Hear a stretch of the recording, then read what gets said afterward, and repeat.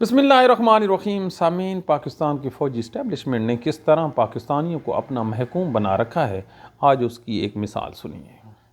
حالیہ دنوں میں گلگت بلتستان کے ایک سابق وزیر اعلیٰ جناب خالد خورشید کو وہاں کے ایک جج نے 34 سال کی سزا سنائی ہے کہ انہوں نے الیکشن کمیشن اور اداروں کو تھریٹ کی ہے. ٹھیک ہے، لیکن بات غلامی کی چلی ہے. پھر آپ کو سمجھ آئے گی کہ غلامی کیسے انہوں نے رکھا ہوا ہے. آپ کو علم ہونا چاہیے کہ گلگت بلتستان کا جو چیف جج ہے اس ٹائم وہ لاہور ہائی کورٹ کا ایک سابق چیف جسٹس ریٹائرڈ ہے، سردار شمیم، جو باریش آدمی ہیں. اور انہوں نے پنجاب کو جب ساری زندگی انصاف فراہم کرنے کے بعد تھک گئے، ریٹائر ہو گئے، تو اس کا فیصلہ ہوا کہ اب جو گلگت کے لوگ ہیں وہ انصاف کے مزے لیں. یہ جو انصاف ہے یہ آپ کو خلفائے راشدین کے دور میں بھی ایسا نہیں ملے گا جو یہ باریش جج نے وہاں پہ دے رہا ہے. یہ دیکھیے کہ اپنی مرضی کے جج لاہور سے اٹھا کر ان لوگوں نے وہاں جا کے اپوائنٹ کر دیے. یہ وہ جج ہے جس نے حمزہ شہباز کی جو ضمانت تھی پری اریسٹ، یاد رکھیے عمران خان کی ضمانت اس لیے ڈسمس ہو گئی کہ وہ ان پرسن پیش نہ ہوا، اور پھر اس کو اسلام آباد کی ہائی کورٹ سے اٹھایا گیا تھا کہ ان پرسن پیش ہوں. حمزہ جو شہباز شریف تھا، ہفتے کے روز جو چھٹی کا روز ہوتا ہے عدالتیں نہیں لگتی، اس موصوف نے حمزہ شہباز اپنے گھر بیٹھا ہے، عدالت لگی اور اس کو ضمانت دی گئی. یہ ہے وہ انعام، یہ ہیں وہ کارنامے جو مل ملا کے لوگوں کو محکوم رکھا جاتا ہے. پاکستان میں جب بھی کوئی پھنستا ہے تو اس کو کشمیر یا گلگت بلتستان کی عدالتوں میں پہلے FIR درج کرائی جاتی ہے، پھر اس کو ہٹا لیا جاتا ہے. آج سے کچھ عرصہ پہلے جنگ اور جیو کا جو چیف ہے میر شکیل الرحمان خلیل الرحمان، ان کے اوپر توہین رسالت کے جو تھے وہ مقدمہ درج ہوئے پورے پاکستان میں ہزاروں کی تعداد میں. گلگت بلتستان میں اس کا کیس گیا اور وہاں پہ اس جج نے ان کو کلین چٹ دے دی اور وہ بائنڈنگ تھا دوسری عدالتوں پہ، وہ بری ہو گیا. یہ جو اب فیصلہ ہوا ہے یہ کسی بھی صورت انصاف کے مطابق نہیں ہوا. دنیا کی آپ کسی بھی عدالت میں چلے جائیں، اگر ٹرائل ان ایبسینٹیا ہو تو وہاں پہ کنوکشن کا معیار یہ نہیں ہوتا جو اس جج صاحب نے سنایا ہے.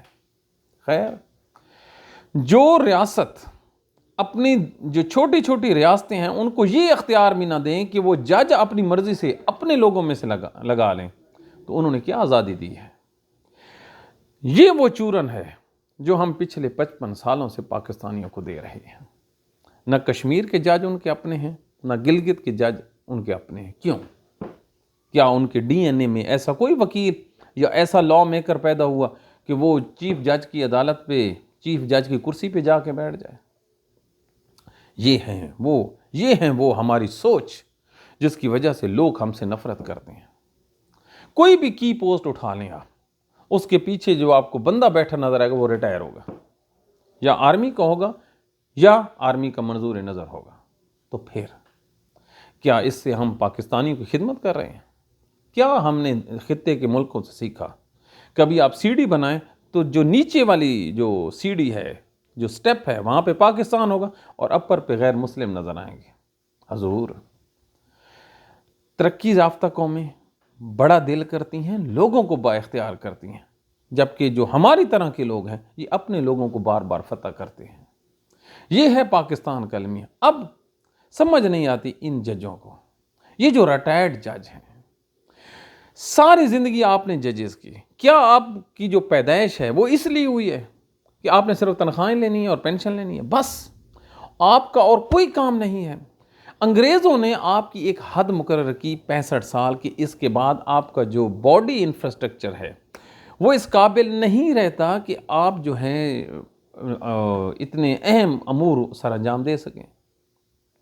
لیکن کمال ہے پاکستان کے جج، یہ ریٹائرمنٹ ہونے کے بعد آخری اپنے سال میں درخواستیں دیتے ہیں، حضور میری خدمات لے لو، میری لے لو، میری لے لو. یہ ہے اس ملک کے ججوں کا حال. اور ملک کے جو ادارے ہیں جو اس ملک کی جو حکومت کر رہے ہیں، رن کر رہے ہیں، اس کے اوپر خدا را ان پہ ایک ریکویسٹ ہے کہ وہ اس قوم پہ رحم کریں. کتنا اور آپ ان لوگوں پہ ظلم کریں گے؟ یہی باتیں ہیں کہ گلگت بلتستان کے لوگ انسیٹسفائیڈ ہیں، مطمئن نہیں ہیں، کشمیر کے لوگ آپ سے محبت کرتے ہیں لیکن وہ انسیٹسفائیڈ ہیں۔